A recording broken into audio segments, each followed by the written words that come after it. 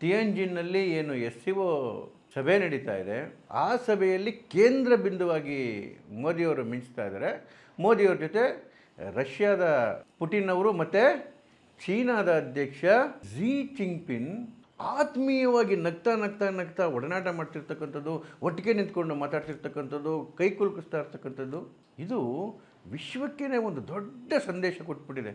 ಒಂದು ಕಡೆಗೆ ಟ್ರಂಪ್ ಕೇಜ್ಗಟ್ಟಲೆ ಬರ್ನಾಲ್ನ ಖಾಲಿ ಮಾಡ್ಕೊತಾ ಇದ್ರೆ, ಭಾರತದಲ್ಲೂ ಅಷ್ಟೇನೆ ಲೆಫ್ಟ್ ಲೀಡರ್ಗಳು, ಕಾಂಗ್ರೆಸ್ನ ಕೆಲವು ಕೃಪಾಪೋಷಿತ ನಾಟಕ ಮಂಡಳಿಯ ನಾಯಕ ನಟರುಗಳು, ಅವರೆಲ್ಲರಿಗೂ ಈಗ ಚೈನಾ ಭಾರತ ಒಂದಾಗ್ತಿರೋದು ನೋಡಿ ತಡ್ಕೊಳ್ಳೋಕ್ಕೆ ಆಗ್ತಿಲ್ಲ. ಆ SCO ಏನು ಶಾಂಘೈ ಕೋಆಪರೇಷನ್ ಆರ್ಗನೈಸೇಷನ್ ಇದೆ, ಅದರಲ್ಲಿ ಪಾಕಿಸ್ತಾನ ಕೂಡ ಇದೆ ರೀ.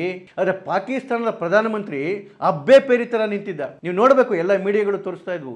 ಪುಟಿನ್ನು ಮತ್ತು ಮೋದಿಯವರು ಮಾತಾಡ್ತಾ ಹೋಗ್ಬೇಕಾದ್ರೆ ಕಣ್ ಬಿಟ್ಕೊಂಡು ಬೆಪ್ಪನ ಥರ ನೋಡ್ತಿದ್ದ. ಅಟ್ಲೀಸ್ಟ್ ನಮ್ಮ ಕಡೆ ನೋಡ್ಬಿಟ್ಟು ಒಂದು ಸ್ಮೈಲ್ ಕೊಡಲಿ ಅಂತೇಳಿ ಕೇರ ಮಾಡಿಲ್ಲ. ಅವ್ನ ಕಡೆ ತಿರುಗೇ ನೋಡಲಿಲ್ಲ.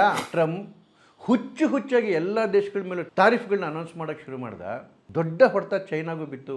ಚೈನಾಗೆ ಬೇರೆ ಬೇರೆ ರೀತಿಯಲ್ಲಿ ಬಿಸ್ನೆಸ್ಸನ್ನು ಕಂಟ್ರೋಲ್ ಮಾಡಲಿಕ್ಕೆ ಹೋದರು.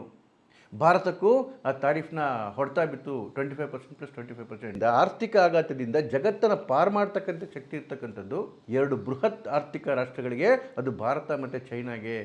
ಇವೆರಡೂ ದೇಶಗಳು ಪರಸ್ಪರ ಕೈ ಜೋಡಿಸಲೇಬೇಕು. ಕೇವಲ ಇವೆರಡು ದೇಶಗಳ ಹಿತಕ್ಕೋಸ್ಕರ ಅಲ್ಲ, ಜಗತ್ತಿನ ಹಿತಕ್ಕೋಸ್ಕರನಾದರೂ.